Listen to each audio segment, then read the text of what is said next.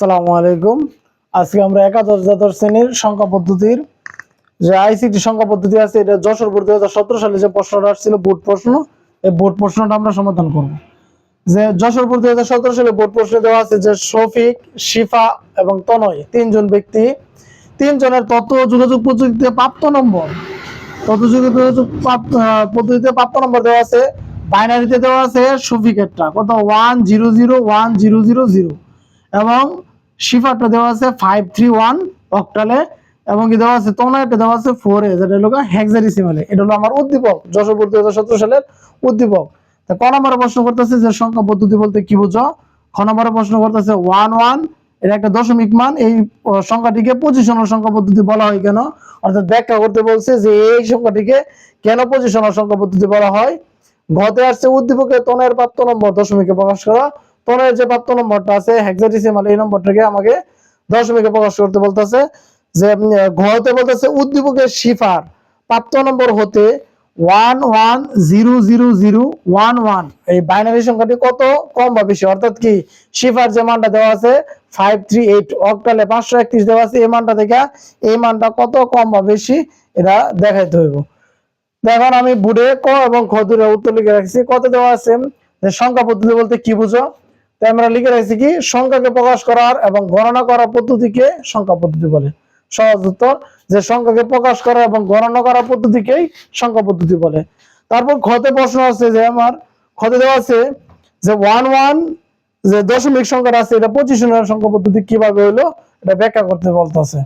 যে আমরা লিখছি কি যে পজিশনাল পদ্ধতিতে একটি সংখ্যা যে প্রতীকগুলো দিয়ে প্রকাশ করা হয় সেই প্রতীকগুলোর সংখ্যার অবস্থানের উপর ভিত্তি করে সংখ্যার মান কম বা বেশি হতে পারে।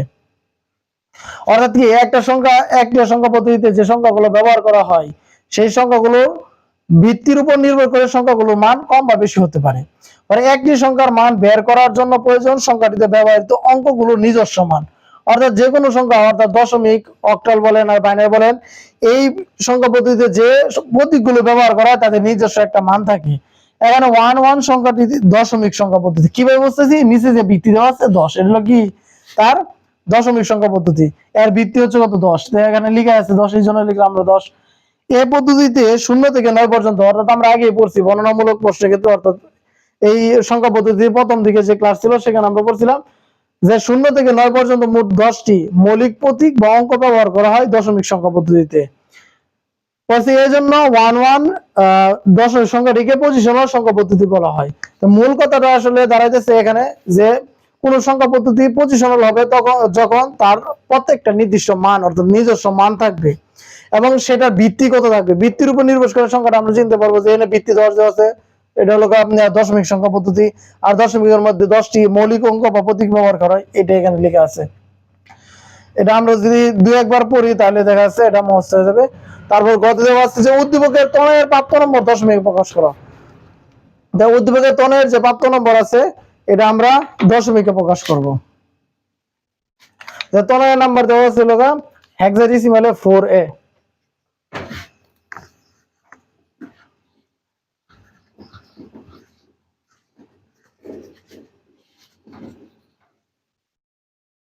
আমরা লিখে গেছে দেওয়া আছে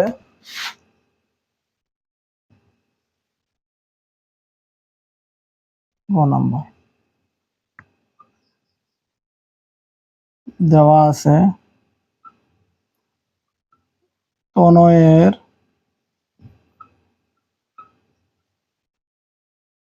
প্রাপ্ত নম্বর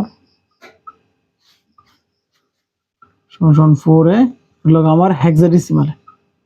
অর্থাৎ কি হেক্সাডেসিমাল থেকে আমার দশমিকে রূপান্তর করতে হবে। তো আমরা আগে ক্লাসে দেখছি দশমিক দিকে রূপান্তর করার নিয়ম কি, হেক্সাডেসিমাল থেকে দশমিকে রূপান্তর নিয়ম ছিল কি যে হেক্সাডেসিমালের ভিত্তি হলো 16, 16 সাথে আর পজিশন সংখ্যা গুণ করলে আমরা মান পেয়ে যাবো। যে দেওয়া আছে কত 4, 4 হলো কত নম্বর পজিশন, এটা হলো 0 আর এটা হলো 1, তাহলে 0 এর উপরে পাওয়ার হবে কত 1 যোগ, তারপর আছে এ মানে আমরা তো জানি দশমিক সংখ্যা পদ্ধতিতে এ মানে কত 10, তাহলে আমরা এখানে কি লিখবো 10 × 10⁶, 16 রূপে পাওয়ার হবে কত 0 নম্বর পজিশন, এর জন্য কি হবে 0।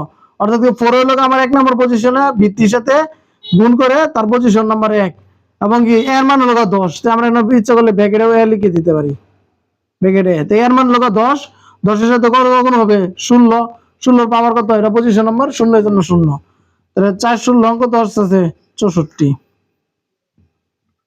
যোগ 10-এর সাথে 16 পাওয়ার 0, কোনো কিছু পাওয়ার যদি 0 হয় তাহলে তার মানে 1 এর সাথে 10 গুণ করলে 10, অর্থাৎ আমার এখানে মান দাঁড়াইতেছে কত 74, অর্থাৎ 4a হেক্সাডেসিমাল ইকুয়াল টু আমার দশমিকে মান আসতেছে 74। এটা হলো আমার ঘনক প্রশ্নের সমাধান। তারপর দেওয়া আছে যে উদ্দীপকের শিফার প্রাপ্ত নম্বর হতে 11000011 বাইনারি যে মানটা দেওয়া আছে এই মানটা থেকে কম কত, কম বা বেশি। তাই আমরা কম বা বেশি এটা পার্থক্য করতে পারবো তখনই যখন আমাদের নিজস্ব ভাষায় আমরা এটাকে রূপান্তর করবো। অক্টাল থেকে যদি দশমিক এবং কি বাইনারি থেকে দশমিকে রূপান্তর করি তাহলে আমরা সহজে পার্থক্য করতে পারবো কোনটা বড় এবং ছোট। তাহলে আমরা আগে দুটোর আগে দশমিকে রূপান্তর করি।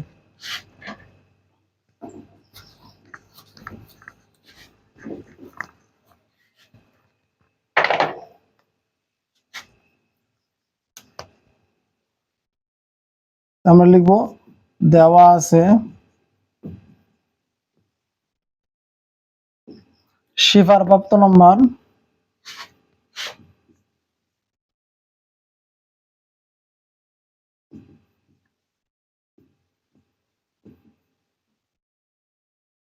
শিফার প্রাপ্ত নম্বর হলো অক্টালে দেওয়া আছে 5331 লোক অক্টাল মান।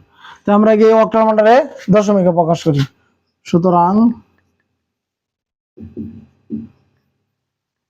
এর কি হবে 5 ইন্টু 8 পাওয়ার হবে 0 1 2, তাহলে এটা কত নম্বর পজিশন 2 নম্বর, যোগ 3 8 পাওয়ার হবে 1 নম্বর পজিশন, যোগ 1 8 পাওয়ার হবে 0 নম্বর পজিশন। তাহলে কত হবে 8 স্কয়ার 8 8 64, 64 এর সাথে 5 গুণ 4 5 20 0 হাতে 2 5 6 30 আর 2 32, আমার এখানে আসতেছে 320, যোগ 8 কে 8 3 8 24, যোগ 8 পাওয়ার 0 0 হলে 1 1 এর সাথে গুণ করলে 1, তাহলে আমার মান দাঁড়াচ্ছে 1 4 0 মানে 5 2 2 4 আর না 3 345, এটা কি আমার দশমিক মান। উদ্দীপকের প্রাপ্ত নম্বরটা দেওয়া আছে,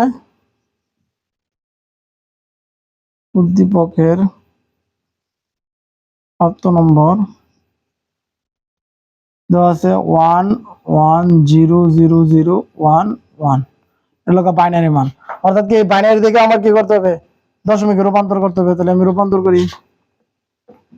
সুতরাং কত নম্বর position 1 2 0 1 2 3 4 5 6 6 number position. 1 into 2 to the power 6 যোগ 1 ইন্টু 2 টু দি পাওয়ার 5 যোগ 0 ইন্টু 2 টু দি পাওয়ার 4 যোগ 0 ইন্টু 2 টু দি পাওয়ার 3 যোগ 0 ইন্টু 2 টু দি পাওয়ার 2 যোগ 1 ইন্টু 2 টু দি পাওয়ার 1 যোগ 1 ইন্টু 2 টু দি পাওয়ার 0, এটা হলো আমার মান। তাহলে 2 এর উপরে পাওয়ার দেওয়া আছে 16, অর্থাৎ কি 2 এর উপরে পাওয়ার দেওয়া আছে 6, তাহলে কি 6টা 2 গুণ করলে যে মান আসবে এটাই। 2 এর উপরে যদি পাওয়ার থাকে 6 তাহলে মান আসবে কত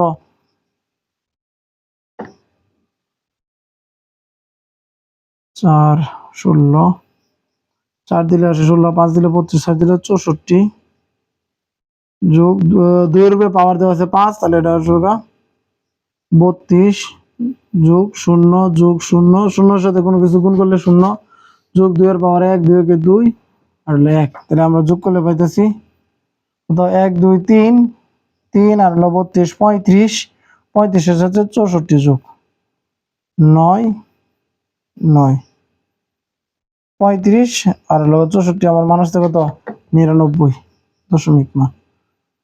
তাহলে আমার এই মানটা থেকে কোনটা বড়, তাহলে এখন দেখতেছি সহজে এটা বড়। তো কত বা বড় আছে, তাহলে কি সংখ্যাটি কত কম বা বেশি, তাহলে কি লিখবো শিফার নাম্বার হতে কম, তাহলে আমরা বাংলা লিখবো যে শিফার নাম্বার হতে কম আছে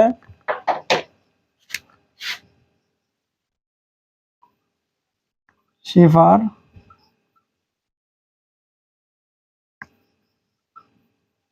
তে কম আছে,